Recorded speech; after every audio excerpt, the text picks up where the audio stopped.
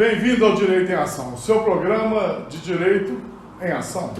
Nós estamos aqui hoje com o nosso querido colega Arthur Freixedas Colito, a nossa, não pode falar musa, não, nem falar, sumidade, Paula Marzano. Nós hoje vamos falar sobre o trabalho do nosso visitante Arthur Colito, que ele falou sobre o direito à comunicação das crianças e dos adolescentes, de participação e informação no caso da reparação de danos causados por danos ambientais, vamos colocar assim, né? Antes de começar, eu queria que você inscrevesse no nosso canal e desse um like para ajudar na divulgação do nosso trabalho. Muito bem, Arthur. A questão dos acidentes ambientais com graves danos a toda a coletividade, principalmente em Minas Gerais, tem sido uma constante nas últimas décadas. Nem sempre a gente vê que chega a um fim a reparação dos danos, mas o lucro pela exploração dos minérios e pela exploração de qualquer atividade econômica é certo. A reparação depende sempre ou de um acordo ou de uma decisão judicial que no nosso sistema pode demorar até 150 anos. Da onde que veio a ideia? Conta um pouquinho pra gente sobre o seu trabalho, o que é que você quer transmitir com isso. O que te motivou a fazer esse trabalho? Por que você fez essa escolha? Bom, eu comecei a escrever esse trabalho principalmente por reconhecer assim, que em Minas Gerais, os desastres químicos que ocorreram aqui, né, principalmente no caso ali de Brumadinho, Três Marias, foi o crime da Vale, atingiu ali um dos maiores desastres químicos socioambientais assim, da história do país e talvez até comparável aí com os grandes desastres do mundo, né? Então, por conta disso, surgiu um dos maiores processos coletivos que estão aí em curso no país, está envolvendo aí centenas de milhares de pessoas, dezenas de milhares de associações, pessoas às vezes muito diferentes, e por isso era uma questão extremamente complexa e que merecia assim, um pouco de estudo, dedicação e compreensão assim, por parte da sociedade, né? E também do meio jurista, né, digamos assim, né? E o que você falou foi muito relevante, assim, no sentido de que é um princípio, né, que as pessoas consigam ter esse processo numa duração razoável, né? Não dá para ficar esperando assim por décadas para você conseguir de fato ter ali o seu desejo, né, o seu direito ressarcido, né? E é o que muitas vezes acaba acontecendo, principalmente quando a gente fala de desastres crimes, assim. No seu estudo eu vi aqui, basicamente a gente vê que os danos, a gente pode falar que há uma baixa efetividade na reparação dos danos ambientais? Sim, há uma imensa complexidade na reparação dos danos socioambientais, porque eles se tratam de danos que, para conseguir reparar, a gente está falando de décadas. Então, quando você destrói um rio, não é simplesmente colocar um rio novo no lugar, como é, por exemplo, se alguma pessoa teve o carro ali prejudicado, e a gente vai e compra um novo carro para a pessoa, que tem um bem ali simplesmente de manufaturar, produzir e dar na mão da pessoa. Um rio, um ecossistema como um todo, né, ele é muito mais complexo de ser reparado e também envolve aí todas as pessoas que dependiam de alguma maneira, né, daquele ecossistema, seja para a questão do turismo ecológico, seja para a questão da subsistência, né, na produção ali, né, na retirada, por exemplo, de peixes, ou na produção ali da sua horta, né, de alto consumo. Então é um dano que às vezes vai ser uma reparação muito mais complexa. Na questão só fazendo um paralelo, a questão do dano moral, houve uma cooptação do nosso judiciário pelas grandes empresas que causam dano moral a consumidores e tal, falando que existia uma indústria do dano moral. De uma forma que achataram a compensação por dano moral, de forma que hoje o que a gente vê é que sai muito mais barato para grandes conglomerados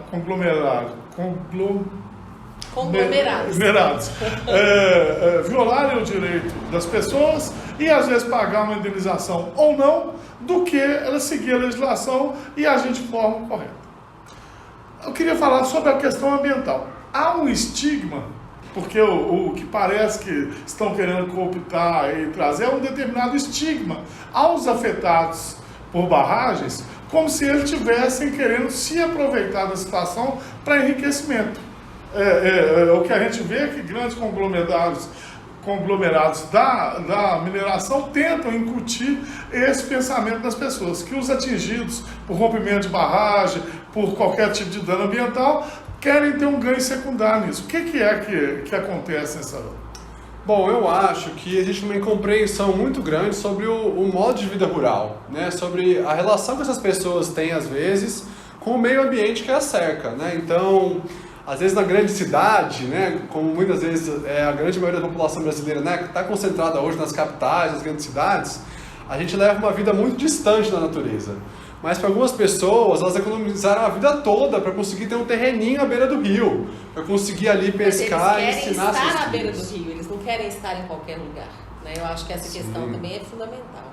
Sim, a proximidade com as águas, né, desde o começo da civilização humana, né, ela foi essencial para a sobrevivência, para a reprodução das sociedades, e até hoje isso é uma coisa muito estimada, né, morar às vezes próximo de um rio, estar ali, né, é a possibilidade de você estar próximo de uma cachoeira, de você ensinar seus netos a nadarem, a pescarem. Então isso pode estar repleto de memórias afetivas também, de memórias familiares, e isso tudo tem que ser levado em consideração também para o dano moral. E o dano moral é interessante pensar que ele tem também um caráter pedagógico. Então, ele não basta simplesmente o ressarcimento, né, do dano que a pessoa sofreu. A dimensão dele tem que também ser considerada para que seja um caráter pedagógico, para que o poluidor pagador não repita, né? Então, a empresa que causou esse crime, ela tem que doer no bolso dela, de certa maneira, para que ela não esteja repetindo esse dano. Porque senão, se a reparação ali for muito baixa, fica lucrativo para as empresas continuarem cometendo esses crimes.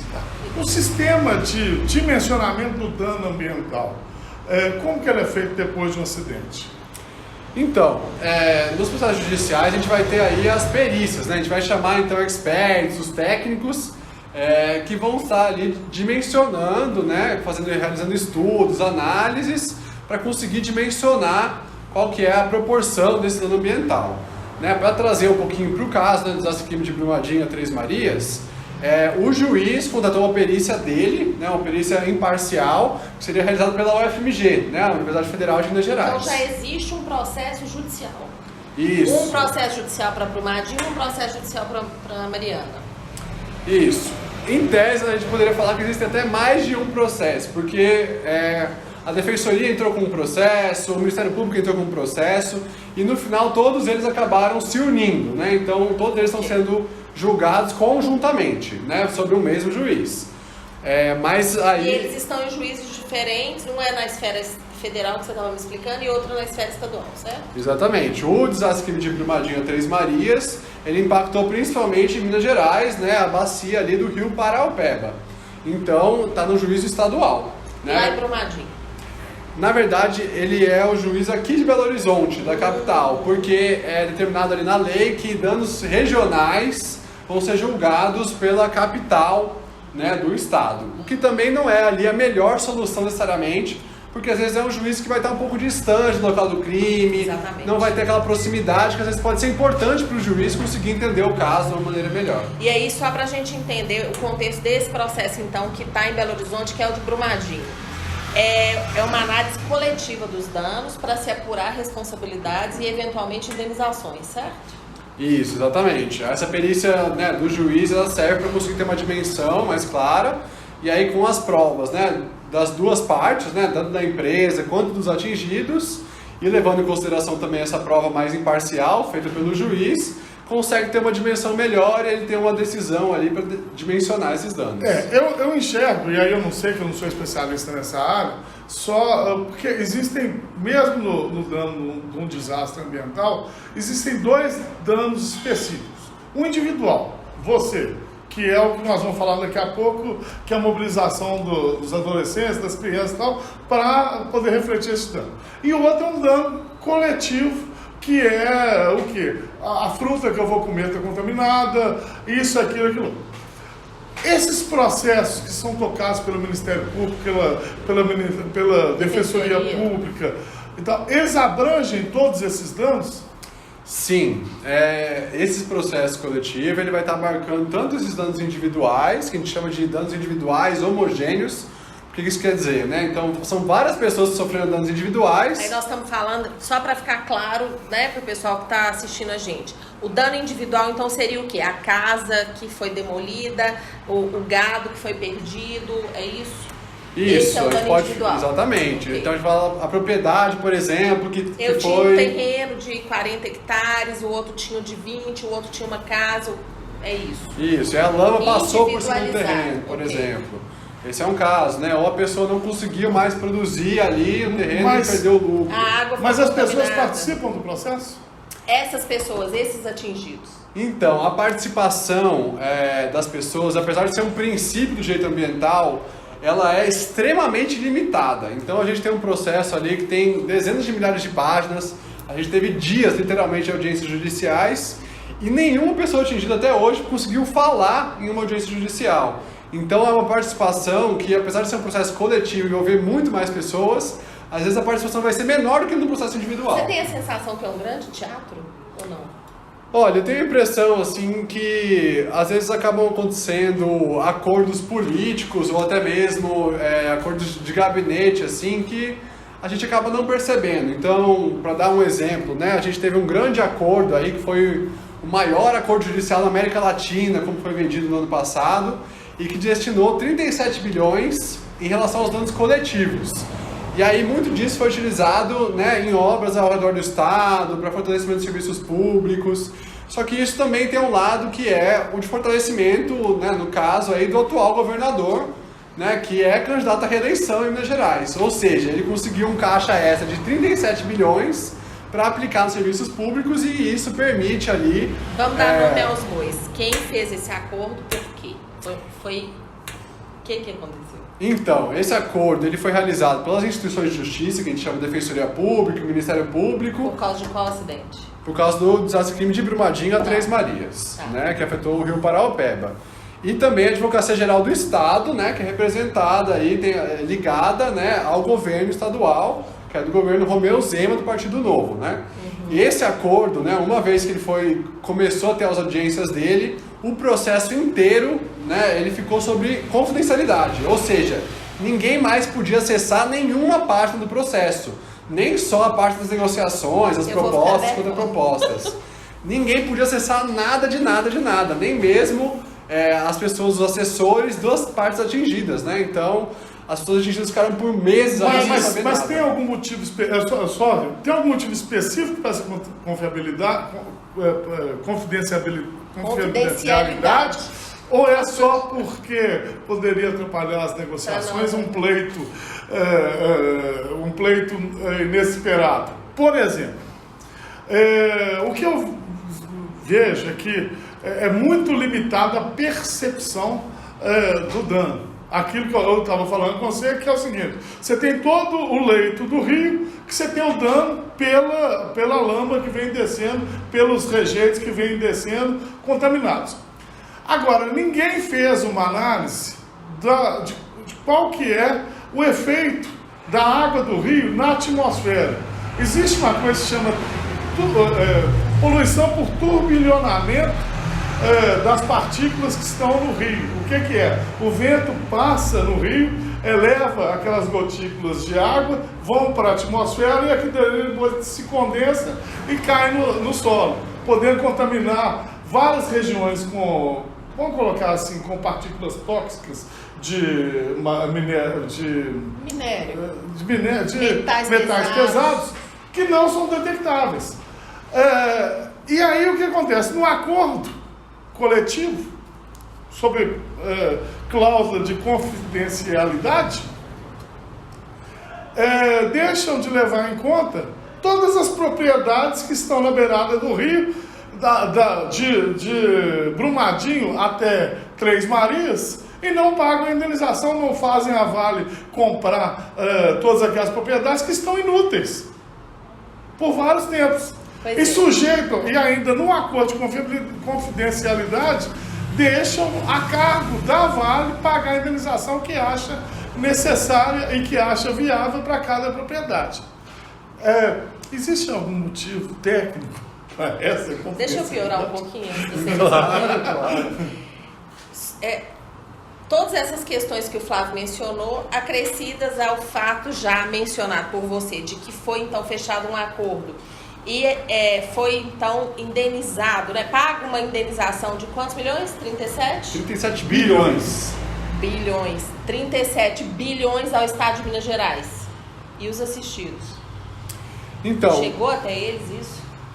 uma parte do acordo foi determinada ali para um auxílio emergencial Seriam aos atingidos. aquelas mensalidades, aqueles valores que pagavam, alguma coisa assim? Isso, tinha essa verba emergencial tinha sido definida para que as pessoas conseguissem sobreviver até o final do processo e conseguir ver a sua reparação ali, chegar até elas, né? E aí uma parte desse acordo foi para um projeto que está se chamando Programa de Transferência de Renda, está sendo executado pela Fundação Getúlio Vargas, a FGV, e que vai prever aí, por 4 anos um pagamento de por volta ali de meio salário mínimo para cada pessoa que conseguiu, né, dentro do cadastro lá, ser considerada atingida. Então, assim, é possível falar que uma parte desse acordo de fato está indo ali para mais próximas pessoas atingidas. Só que a gente entende, de certa maneira, que todo o valor, né, que foi arrecadado tinha que ser levado aí para as pessoas atingidas, porque são as comunidades ali ao entorno do Rio Paraupeba que foram as mais prejudicadas. Ou seja, você pegar esse valor e espalhar por todo o estado, às vezes por regiões que não tiveram nenhum impacto com o dano, do ponto de serviço público é bom, é lógico, né? Todo mundo quer mais orçamento ali para o serviço público, mas tem que ter alguma relação ali com o dano, senão você pega esse valor e utiliza ali para fins, às vezes, político-eleitorais. Aí vira um tributo.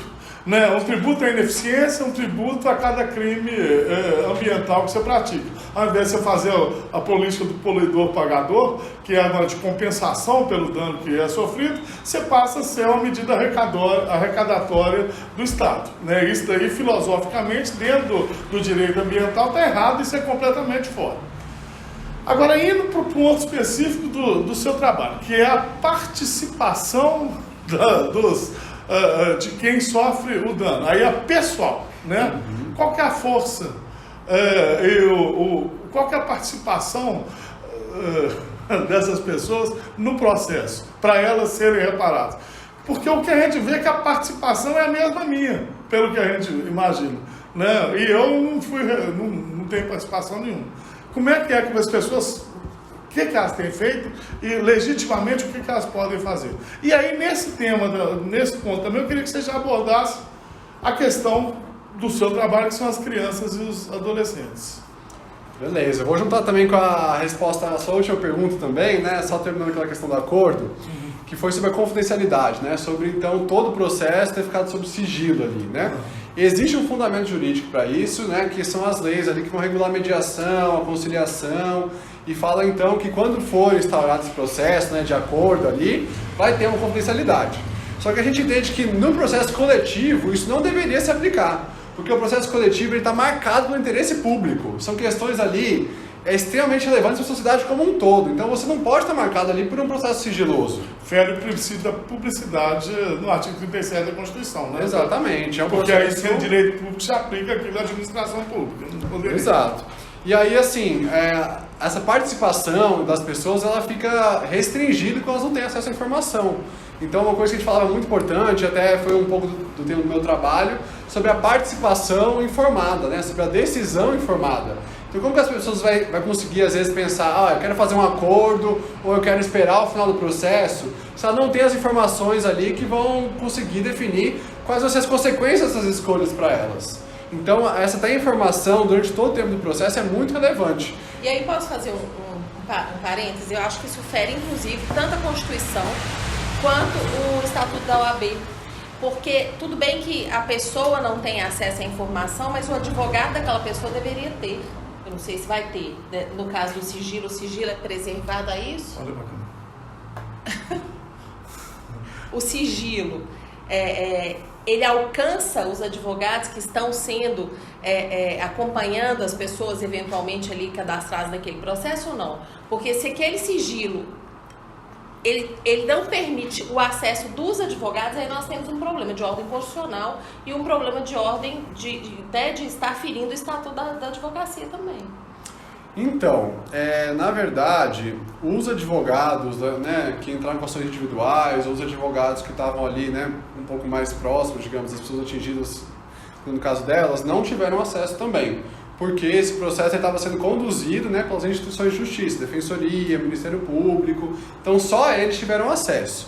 No início do processo, né, as pessoas atingidas viram que existia um grande desequilíbrio, né? Porque de um lado a gente tinha uma das maiores mineradoras do mundo, que lucra bilhões por ano, e do outro lado a gente tem pescadores tradicionais, agricultores, às vezes pessoas que não vão ter ali a capacidade financeira, técnica e jurídica, né, de conseguir responder os argumentos, né, conseguir contra-atacar no processo ali com a mesma qualidade. Por isso, né, foi contratado, inclusive com a escolha das pessoas atingidas, assessorias técnicas independentes. São uma equipe de profissionais de várias profissões aí, né, multidisciplinar, então tem pessoas do direito, tem advogados, tem pessoas, né, do ambiental, tem pessoas da questão do turismo e lazer, para conseguir, né, fazer uma prova junto às pessoas atingidas. Então elas auxiliaram nesse processo, né, e conseguem também auxiliar as pessoas atingidas no sentido de como participar do processo, como que a gente pode talvez influenciar nos rumos que o processo vai tomar, e também de conseguir pensar essas propostas, né? O que eu quero para minha vida depois disso, como eu consigo calcular o meu dano, como eu consigo entender a complexidade de todos os danos que também me afetam ali, ou afetam a minha comunidade, a minha cidade, e também essa articulação, às vezes, com os poderes públicos municipais, né? As prefeituras ali que também foram muito atingidas em relação a isso, arrecadação, por exemplo, né? Então, aí uma das questões que a gente foi aprofundando ao longo do trabalho foi de pensar, né, em relação aos grupos mais vulneráveis, né? E aí entre eles tem a questão das crianças, adolescentes e os jovens. E aí também por essa questão de idade, né, às vezes de entendimento ali do mundo que está sendo construído, né, tá o processo de desenvolvimento dessas crianças, né? É muito mais complexo, às vezes, para um adulto já entender esse processo coletivo. Então, como que a gente consegue explicar, né, e fazer a criança entender aquilo? Isso é muito relevante porque esse processo coletivo geralmente ele vai durar, vou falar assim, ó, no mínimo uns 6, 7 anos. Já pra tem falar o quê? Uns assim, 3, né? já tem um tempinho aí e às vezes pode durar mais de uma década. Ou seja, a criança podia ter 10 anos ali quando ela foi atingida, quando a lama chegou ali próximo à comunidade dela, mas até sair a sentença ela pode ter 20 anos, pode ter 25 anos. Então é relevante que esse processo de entendimento, de participação informada, comece desde agora, já que ela também foi uma pessoa atingida, ela também tem os mesmos direitos a todo mundo, e aí também alguns direitos específicos dos jovens, das crianças e adolescentes, como por exemplo o Estatuto da Criança e Adolescente, o Estatuto da Juventude, que tem várias previsões aí legais de conseguir que a juventude ocupe um papel central também nas decisões que vão afetar ali seu território, né? Vai afetar seu município, elas têm que ser perguntadas também, especialmente aí em conflitos ambientais. Tá, não existe nenhum tipo de audiência pública, qualquer instrumento desse tipo, para ver o sentimento dos jovens atingidos e dos atingidos também. Porque o que acontece? Aqui em Belo Horizonte, quando começou o orçamento participativo, havia uma grande crítica falando, faz uma reunião com um monte de gente para discutir o quebra-mola da rua. As pessoas demoraram a ver que muitas vezes para aquela população o quebra-mola, que parece que por política pública é uma política simples, na verdade estão defendendo o direito à vida de determinada comunidade. Isso você só vai conseguir ver individualmente, né? Os nossos processos, eles alijam esse povo todo das decisões. Na verdade, o que a gente pode sentir é isso, velho. O melhor é você não sofrer o dano, porque se você sofrer o dano, você vai ficar na mão de calango. Então, geralmente quando a gente fala em participação comunitária, dentro do direito ambiental, né? A resposta que tem, né, a grande resposta são audiências públicas, como se elas resolvessem o problema da participação. Então você enfia ali 100 pessoas num auditório, vai ter ali 4 convidados que vão falar um tempo na mesa, depois vai ter mais 6 falas das pessoas atingidas e pronto, resolveu o problema da participação. Na verdade não, né? Eu acho que a audiência pública ela não vai resolver todos os males ali, né? Uma cura milagrosa assim, para essa questão da participação. Ela tem que se dar de uma maneira continuada, né? Então, você pensar um único momento ali de participação ainda é muito pouco para processos coletivos que vão envolver, às vezes, grupos até muito diversos. Por exemplo, né?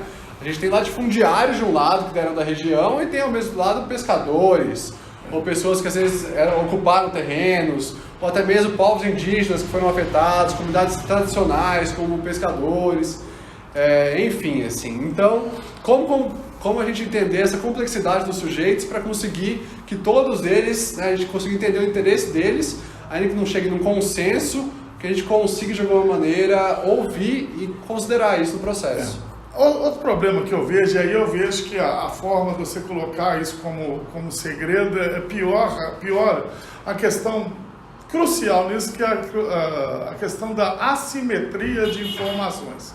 O que é? A Vale, o corpo jurídico da Vale, tudo tem o domínio de todas as informações, de todos os laudos, inclusive dos laudos que elas não mostravam, falando dos riscos que haviam lá. Então, elas têm determinada situação. E o pescador que você falou, contrata um advogado que não tem acesso a laudo nenhum, não tem acesso a nada. Qual seria a forma de informação desse advogado? E nesse processo público, ver as informações, tirar cópia dos laudos e tal, para você montar uma ação. Com esse processo em sigilo, você retira materialmente todo esse direito de ação de todas as pessoas. O que elas podem fazer? O que você sugere para essas pessoas que querem ação individual consigam vencer essa assimetria de informação? Porque para o poluidor isso é extremamente vantajoso. Ele sabe que o dano ambiental dele foram 100 bilhões, então ele pagar 30 e poucos está barato. Está entendendo? Porque ele sabe que na justiça depois, os individuais, ele vai massacrar todos. Então, eu penso assim que por um lado é importante o povo conseguir se organizar de maneira a influenciar nas pessoas que estão ali conduzindo o processo. Então, no processo coletivo como esse, falando do Ministério Público, né, da Defensoria Pública, e tem que haver, de alguma maneira, uma pressão do povo para que esses órgãos, né, públicos representem também e levem em consideração essas demandas, né. O sigilo, né, que ele foi colocado ali no processo em relação ao acordo, né, ele já foi retirado, né, então acabou ali o acordo foi legitimado, né, e depois disso as pessoas conseguiram novamente ter acesso ali ao processo. Mesmo assim, não tira isso todo o dano que foi por meses, né, as pessoas de fato terem uma restrição enorme de informações, inclusive aí os advogados, né, que entraram às vezes com ações individuais, assim.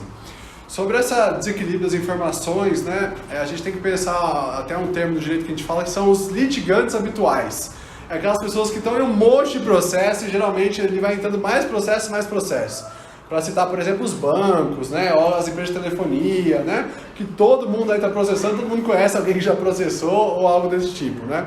As mineradoras também são litigantes habituais, também estão acostumadas aí com um grande número de processos e por isso tem equipes ali que vão ali conseguir dimensionar muito bem as questões, assim, até mesmo quando que é o momento de pressionar por acordos, quando que a gente vai tentar de alguma maneira, né, conseguir resolver isso rápido para não ter que pagar mais depois na justiça.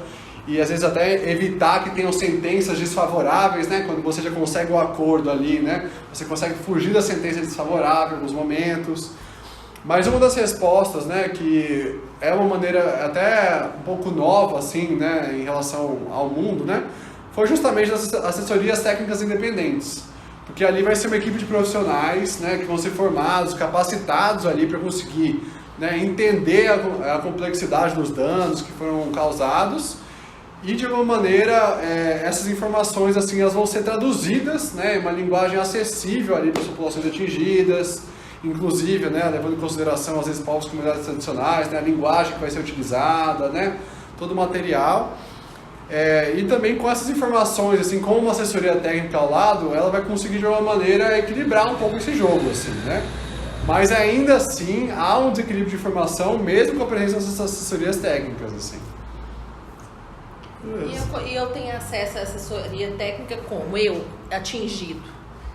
Eu preciso de uma reparação, eu não estou vendo o sistema funcionar, eu não sei o que fazer, eu não tenho um advogado particular. E aí? Então, eu estou lá em Brumadinho.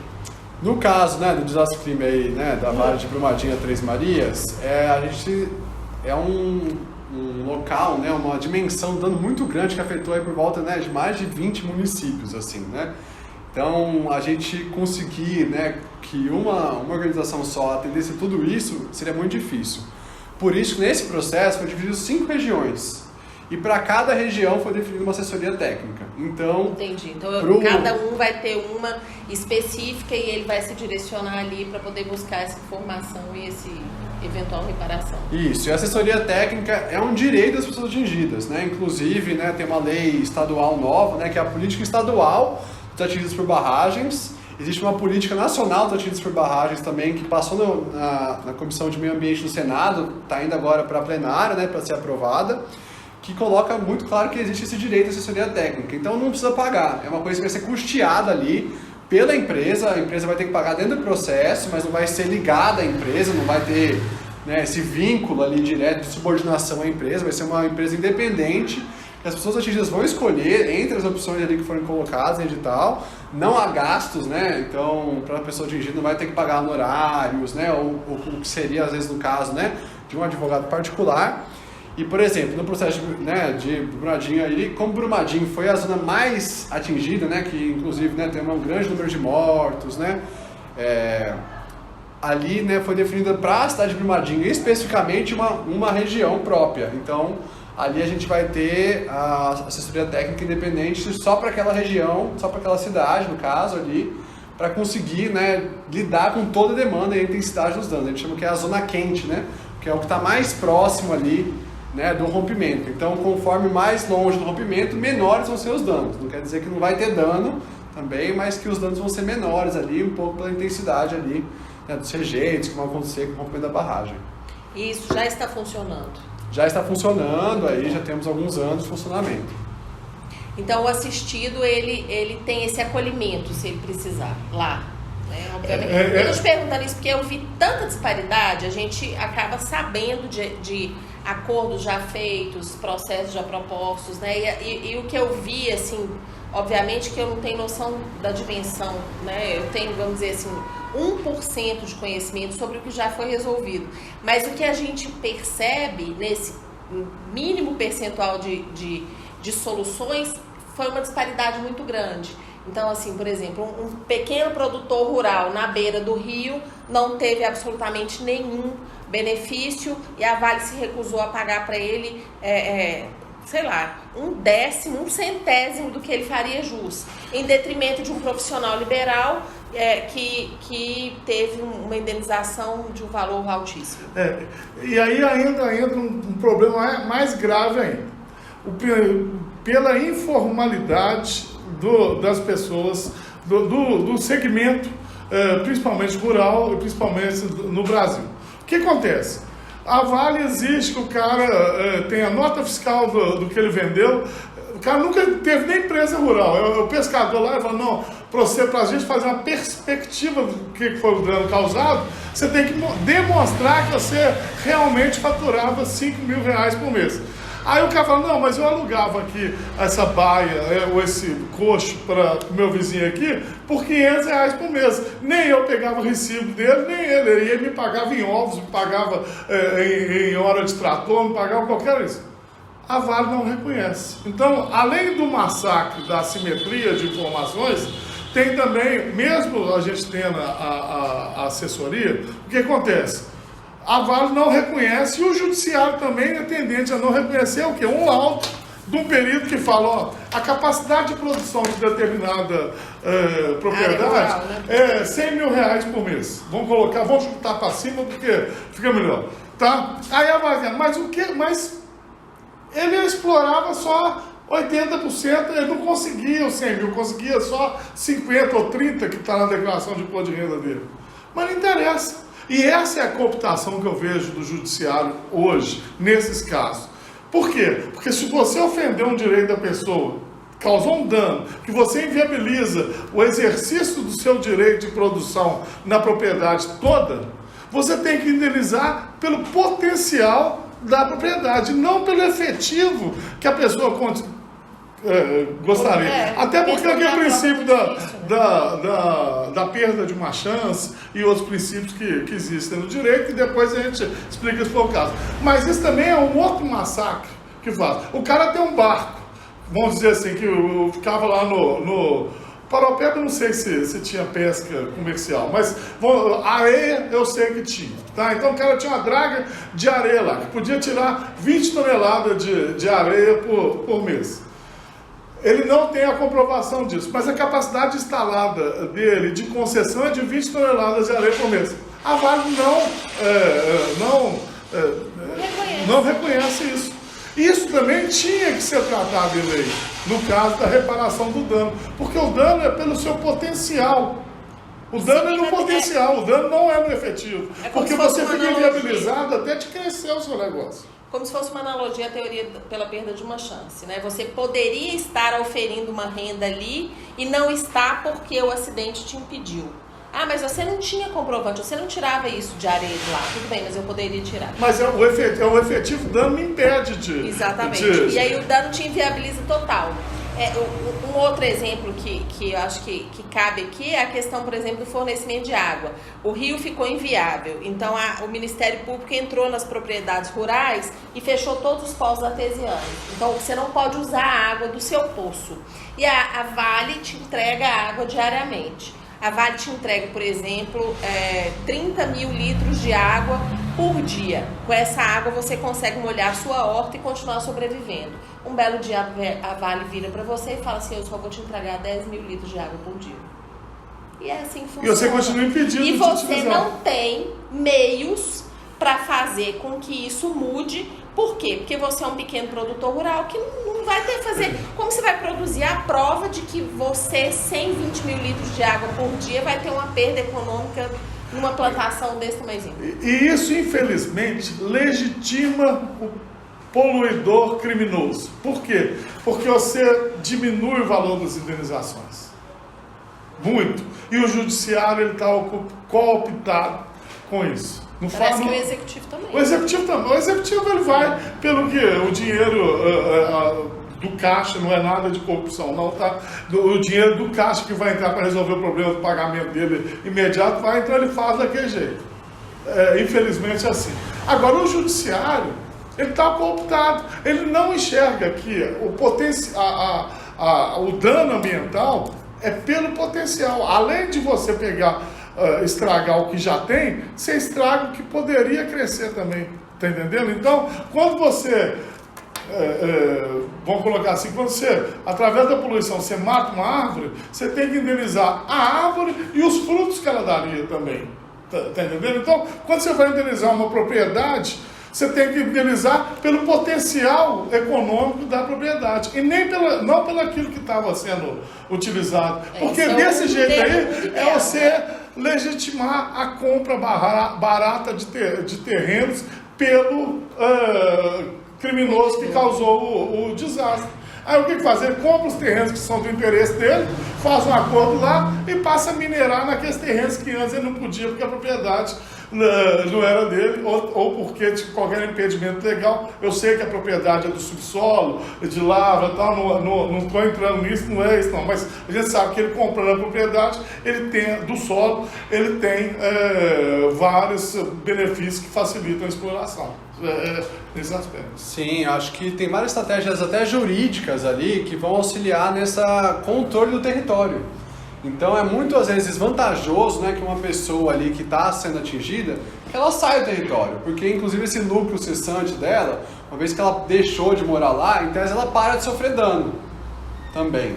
É uma maneira então de você conseguir comprar essas propriedades e ali adquirir um maior controle sobre o território, até a questão dos licenciamentos ambientais, das operações, novos negócios que ela vai querer fazer ali.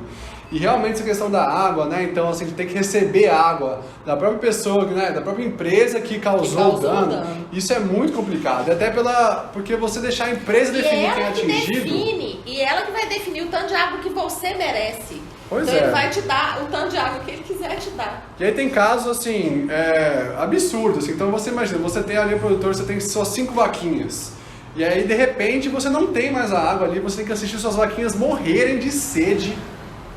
Você que cuidou delas ali desde, né, do bezerrinho ali que nasceu assim, e você tem que assistir do nada porque a empresa começou a negar água para você. Ou a questão, até você falou dos valores, né, por exemplo, que ali são considerados, não é considerado, né, o futuro, né, do senhor da sua propriedade. Então, por exemplo, no caso lá do Rio Doce, isso virou até um pouco de chacota dos atingidos, né, por barragem, que a Fundação Renova tinha uma proposta ali de ressarcimento, ela falou assim, ó, o pé de limão, ele estava valendo R$10 da pessoa. A muda A muda do pé de limão. Isso. Ou seja, você tinha um pé de limão ali, ele ia te dar limão por 10 anos. Quanto que vale limão por 10 anos? Vale R$10. Se eu vou ali na mercearia hoje, eu não consigo comprar 1 quilo de limão com esse preço. Você não compra um pé de limão por R$10. Então, assim, como que a gente não considera, né, esse dano futuro ali, né, o dano potencial, o lucro cessante de quem tinha um negócio. E isso você falou dos documentos, esse jogo que eles fazem, assim, é uma forma até de revitimizar as pessoas. Então, assim, você perde a sua propriedade, você perde seus animais, você perde o seu modo de viver, né, o seu modo de vida, o seu ganha-pão. Além de tudo, você tem que provar numa árdua batalha judicial ali de que você realmente foi prejudicado. Parece que o sistema... Que você não está só querendo ganhar um lucro. Parece que o sistema... com sua tragédia. O sistema está todo do lado do criminoso, do grande criminoso. Por quê? Porque eu aprendi no direito da minha época, não sei se é mesmo da sua época, que ninguém pode ser beneficiado pela própria torpeza. E o que acontece nesses casos é que o criminoso, poluidor, acidentário, se beneficia de todo o sistema. Porque sabe qual que era a pena de quem ia na Vale se cadastrar e não conseguia provar que morava lá em Brumadinho na época? Ele era processado criminalmente por estelionato. Então, o que acontece? O sistema todo vai para o lado do criminoso. Então, eu acho que o programa aqui vai servir hoje quem sabe a gente consegue sensibilizar que, primeiro, as pessoas são os atingidos pelas barragens, os atingidos da região, são vítimas. Segundo, o poluidor, quem praticou o desastre criminoso, não é a vítima da situação. Porque inverte, e até juiz colocando como se as pessoas quisessem usufruir da situação dela em detrimento de um negócio milionário que é o da Vale, que deixa de pagar toda a reparação que deveria nesses termos que nós estamos falando, né? Arthur, diante disso tudo, o que você tem de conclusão, o que você percebeu, o que você acha importante deixar registrado? Olha, eu acho que é muito importante a gente se atentar para a diversidade das pessoas atingidas, para a gente entender que esse é um processo que vai durar muito tempo e que vai influenciar, inclusive, pessoas às vezes que não se consideram atingidas ali, mas que deveriam começar a se considerar também no sentido de que o problema da mineração, o problema, né, da exploração ali sem limites, assim, ele vai acabar por afetar todo mundo. Né? Então a gente tem que se preocupar com o meio ambiente, não por uma questão assim, às vezes de achar que é importante ou de uma maneira até moral, assim, ética, mas isso depende da nossa sobrevivência enquanto humanidade, assim, né? Isso é um exemplo assim, de que está colocado ali de que algumas pessoas, principalmente quem falta mais condições, vão ser ainda mais penalizadas assim nessa situação de desastres crimes, assim. Mas é importante que a sociedade como um todo reaja e consiga colocar ali um fim, um limite mesmo a essa exploração desumana que está acontecendo hoje. Bom. Arthur, queria te agradecer, parabéns pelo seu trabalho. Dê seu e-mail aí o seu contato, se alguém quiser entrar em contato. A gente coloca coloca lá no comentário. Beleza. Superior, né? Então, parabéns, muito obrigado. Obrigado a você que está nos assistindo aí. Mande temas. Se alguém quiser ser entrevistado, mande aí, entre em contato com a gente, que a gente avalia também. Muito obrigado. Obrigado, Paulo. Muito obrigado, parabéns. E o canal vai estar sempre aberto na eventualidade de você achar necessário voltar para falar mais sobre esse assunto ou outros assuntos. Eu que agradeço o convite aí a todo mundo que assistiu. Achei a oportunidade incrível aí. E muito legal. Bora continuar o debate. Viu? Parabéns. Beleza. Valeu.